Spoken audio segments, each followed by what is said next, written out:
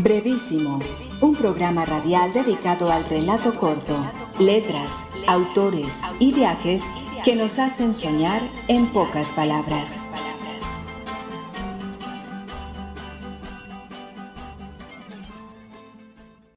Hola, bienvenidos a una nueva emisión de Brevísimo, un programa dedicado a las formas breves de la literatura. Yo soy Mauricio Montoya y le doy la bienvenida a mis compañeros de mesa. Hoy, en nuestra modalidad de trazos breves, nos acercaremos a la décima, esa forma poética y en muchas ocasiones musicalizada que tiene una larga historia y que ha tenido un significativo desarrollo en nuestro continente. Para hablar sobre este tema, nos acompaña el historiador, literato y poeta Daniel Acevedo, quien ya nos ha visitado en otros momentos en nuestro programa de Brevísimo. Agradeciendo su generosidad, me gustaría iniciar preguntándole ¿qué es la décima? Bueno, la décima es una estructura métrica, una forma de expresión poética que surge en el siglo XVI y que ha tenido una apropiación bastante importante, por ejemplo, en algunos países como Cuba, México y desde luego en España, y que por su formato, por su estructura rítmica y musical, permite expresar toda clase de sentimientos, de protestas, de burlas incluso. Es una estructura que permite, que es muy dinámica, una estructura métrica que permite hacer toda clase de experimentaciones con el lenguaje y expresar emociones, sentimientos, críticas y en algunos casos cierta picardía. Daniel, hablemos por favor de la estructura y las características de la décima. En términos de composición, la décima son 10 versos, por algo se llama, es el nombre que tiene décima. Cada décima, cada verso está compuesto, es octosílabo, es decir, que tiene 8 sílabas. Aunque eso es en la décima, la décima más conocida es la décima espinela, pero también podemos hablar, por ejemplo, la décima real es en endecasílabo, que sería ya 11 sílabas, pero para no enredar mucho la cosa, digamos que la que la gente más identifica o la que se ha popularizado mucho más, que es la espinela, es en octosílabo, tiene 8, cada verso tiene 8 sílabas y tiene una estructura de rima consonante que es así: A, B, B, A, C, C, D, D, C. Es decir, cada letra, las A riman con las A, las B con las B, las C con las C. Esa es más o menos la estructura clásica de la décima espinela. Con el tiempo y ha habido experimentaciones y hay poetas que han intentado hacer variaciones o explorar otras posibilidades, pero digamos que esa es la estructura métrica clásica de la décima. Bueno, Daniel, vamos ahora a un tema que puede ser curioso. ¿Por qué se le llama décima espinela? La décima espinela se le llama así por Vicente Espinel. Vicente Espinel era un poeta que nació en 1550 más o menos, estamos hablando de mediados del siglo XVI. Le tocó esa época dorada del Imperio Español, cuando estaban empezando a surgir todos estos grandes referentes de la literatura española, y llegó a ser coetáneo de personajes importantes como Lope de Vega, como Góngora. Con Lope de Vega tuvo una amistad, fueron muy amigos, Lope de Vega lo admiraba profundamente, y es un personaje muy interesante porque Espinel, que es un poeta que tal vez en el siglo de oro no es de los que más se referencia, ¿no? Siempre la gente habla de Góngora, de Quevedo, pero Espinel no es tan conocido, la gente no lo ve, no lo visualiza tanto. Pero es un personaje que tiene una vida súper fascinante. Es un personaje que estudió teología en la Universidad de Salamanca, que viajó por toda España, por gran parte de Europa, escuchaba las historias de la gente, muy como hizo Basho en Japón. Se fue, hablaba con los campesinos, con las prostitutas, con los arrieros, con todo tipo de personajes del campo, recolectando sus historias, digamos, para obtener cierta influencia, cierto material creativo. Y luego él regresa él regresa a España y ya cuando se establece definitivamente en Madrid, el hombre se vuelve sacerdote. Después de haber sido un viajero, un aventurero, fue un aventurero toda la vida y ya al final decide volverse cura. Algo muy, muy llamativo, ¿no? Algo muy llamativo en este personaje que tiene una vida bastante fascinante y que efectivamente fue el que acuñó o el que se dice que inventó la estructura propiamente de la décima espinela. O sea, él es el que le da esa estructura rítmica que expliqué ahora, y como él fue el que prácticamente el primero que se tiene registro, no es que él haya inventado la décima en sí, porque ya desde antes había ejercicios y sobre todo en la tradición oral muy similares, pero él fue el primero que la estructuró, que le dio una estructura y que intentó darle una organización a esa expresión. Entonces por eso se le llama décima espinela. Por su rima consonante y octosilábicos versos, plasmando temas diversos, soy de la décima amante. En mi escritura constante la construyo con cautela, a ver si mi mente vuela. Su estructura es ABB, AACC, DDC. Es la décima espinela. Es la décima espinela.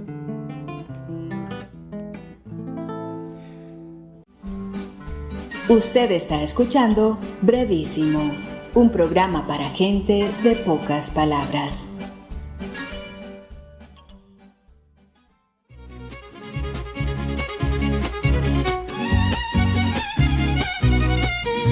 Copia divina en quien veo desvanecido al pincel, de ver que ha llegado el donde no pudo el deseo, alto soberano empleo de más que humano talento, exenta de atrevimiento, pues tu verdad increíble, como excede a lo posible, no le alcanza el pensamiento.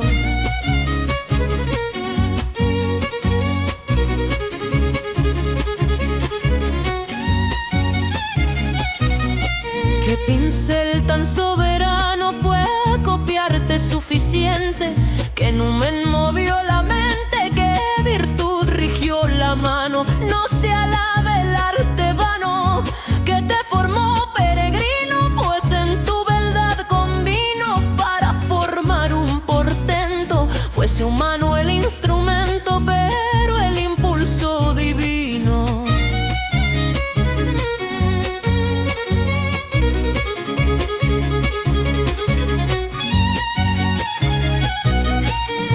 Espíritu te admiro que cuando deidad te creó, halló el alma que no veo y dudo el cuerpo que miro. Todo el discurso retiro, admirada en tu beldad que muestra con realidad, dejando el sentido en calma, que puede copiarse el alma, que es visible la deidad.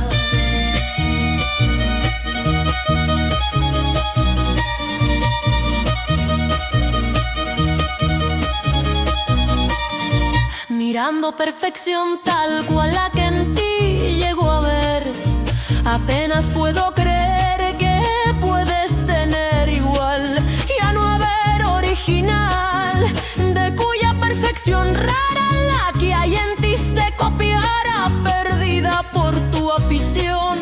Segundo Pigmalión, la animación te impetrara.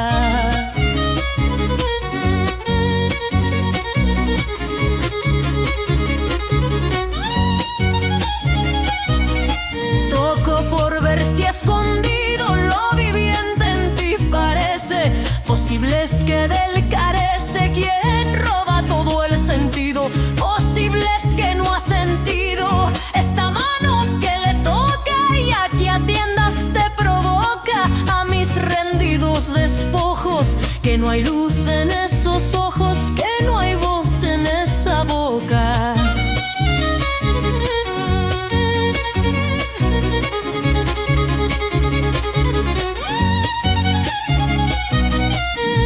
Bien puedo formar querella cuando me dejas en calma, de que me robas el alma y no te animas con ella. Y cuando altivo atropella tu rigor, mi rendimiento, apurando el sufrimiento, tanto tu piedad se aleja, que se me pierde la queja y se me logra el tormento.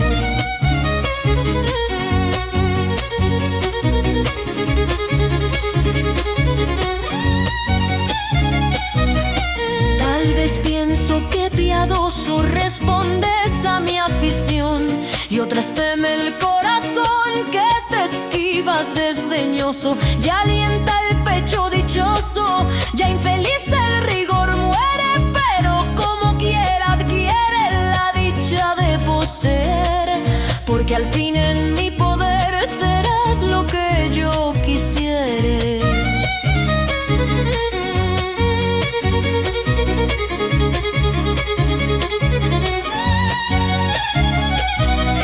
Y aunque ostentes el rigor de tu original fiel, a mí me ha dado el pincel lo que no puede el amor.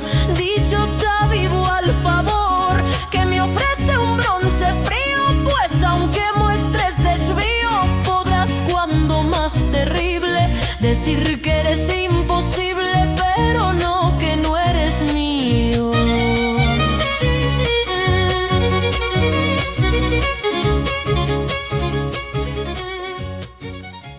Escuchábamos la interpretación de algunas de las décimas de Sor Juana Inés de la Cruz, esta religiosa y poeta del Nuevo Mundo, representante de la literatura del Siglo de Oro, y que en estas décimas deja ver todo su espíritu místico y podríamos decir algo erótico.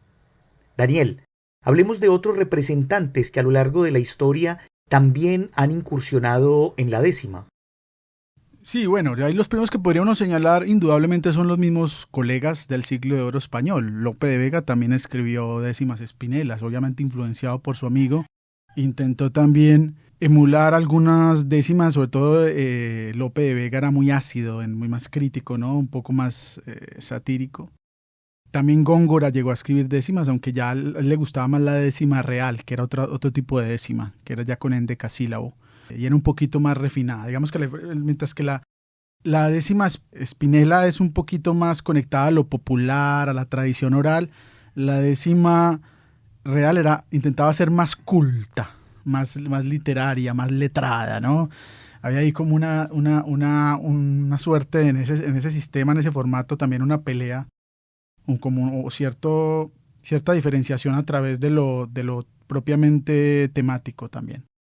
Después del Siglo de Oro español, sí, eso llegó con fuerza a América. En el siglo XVIII la décima entra con fuerza.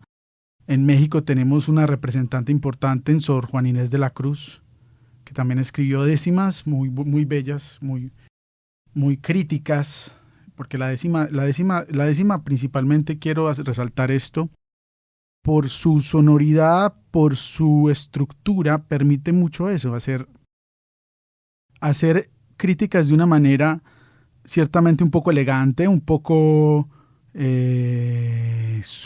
algunas veces sutil, otras veces picaresca. Y Sor Juana Inés de la Cruz tiene unas décimas donde ustedes saben que Sor Juana fue muy crítica con la situación de la mujer en la sociedad mexicana del siglo XVIII. Era una monja, pero no solo la situación de la mujer, sino los rígidos códigos que existían en la colonia. Ella a través de la poesía expresó muchas críticas contra eso y muchas veces lo hizo a través de la décima. En los países que he visto que más se asentó la décima es en México, en Cuba enormemente. Hay que ver lo que es la revolución que fue la décima en Cuba y la gran cantidad de poetas y escritores que han escrito décimas en Cuba. Yo creo que desde José Martí en adelante hay una tradición gigantesca vinculada a la décima. Está casi que en el ADN, en las venas de los cubanos. En Venezuela también hay algunos poetas, escritores que le dieron poetas venezolanos que han escrito décimas.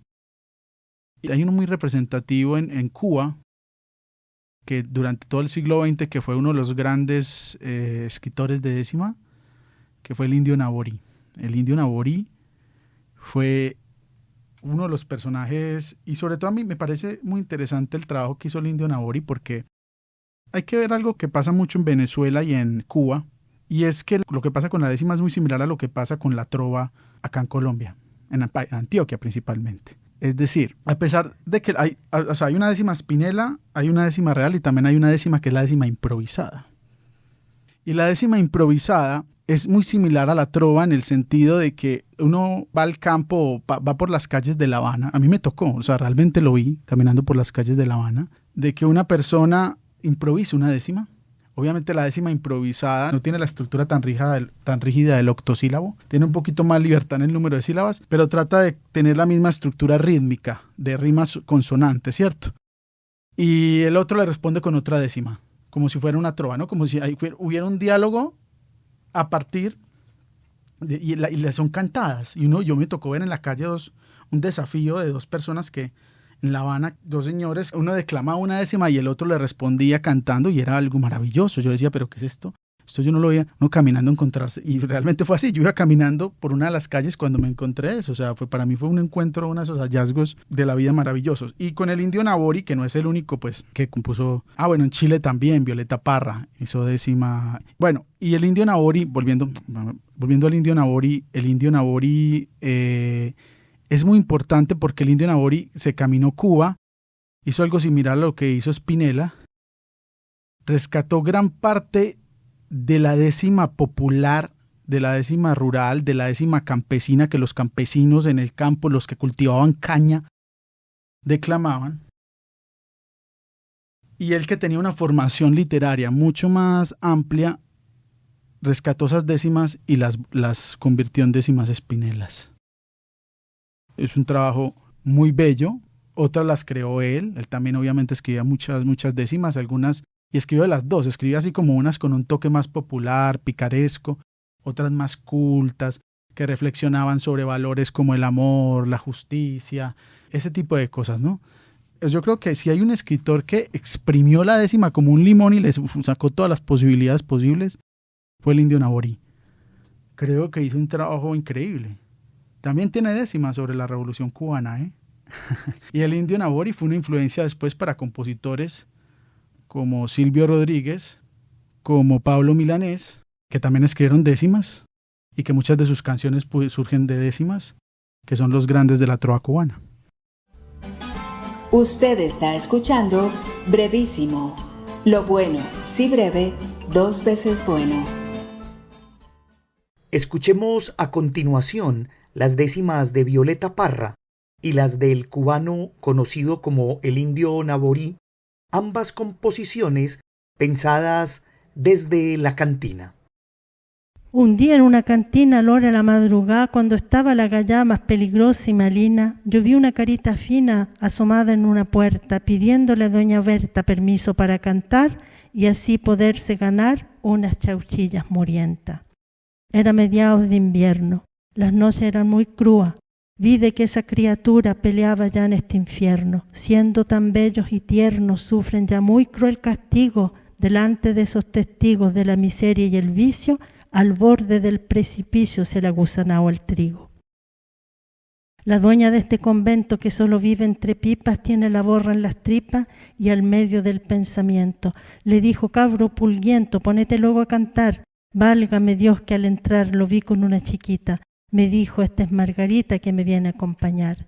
Mi corazón se hizo añico, renegué contra la vía. Me dirijo con pujía arrimándome a los chicos. Y bailoteaban los micos allí como escarabajos. Me queman de arriba abajo los rayos de sus miradas, cuando después que cantaban, tomaban vino a destajo. Bendito sea Dios, hermano, llorando yo me acerqué. El vaso le arrebaté gritando: esto es inhumano.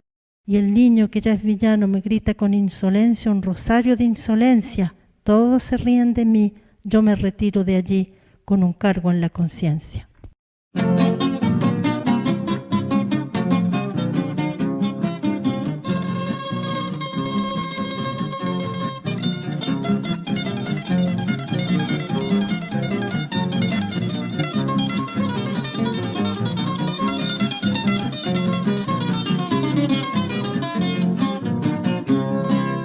cuando nos hinca las venas el dolor como una espina.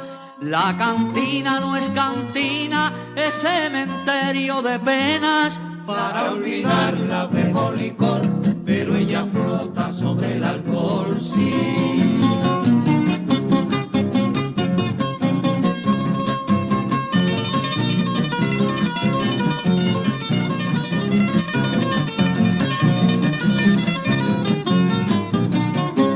Vengan, vengan copas llenas del más ardiente licor.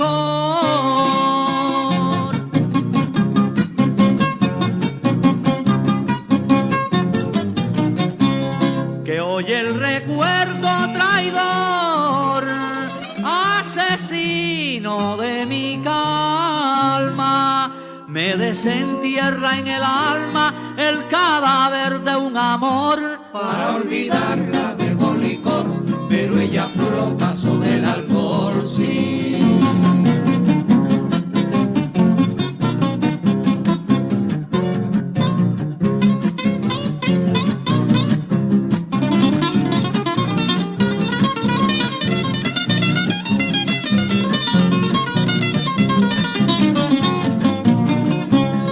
Cantinero, qué bebida es la última que me has dado. Es un líquido salado, cual la savia de mi vida. Para olvidarla bebo licor, pero ella flota sobre el alcohol, sí.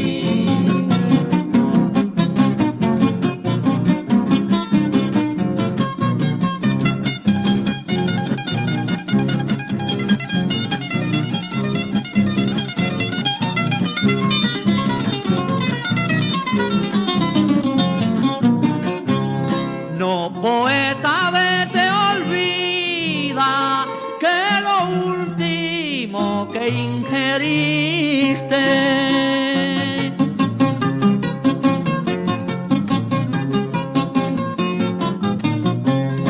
no es el ron que me pediste para embriagar tus enojos, es el vino de tus ojos que tú mismo te serviste. Para olvidarla bebo licor, pero ella flota sobre el alcohol, sí.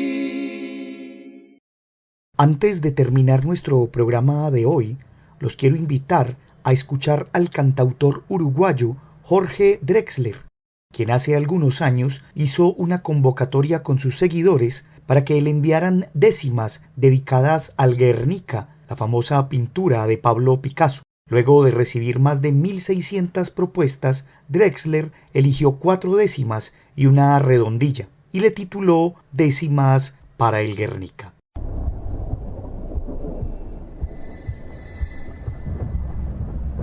La sangre gris en el lienzo clava su lanza y salpica.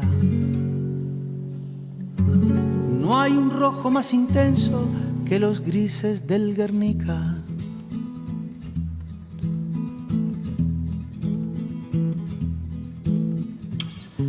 Cada trazo en la pintura sostiene de horror un grito.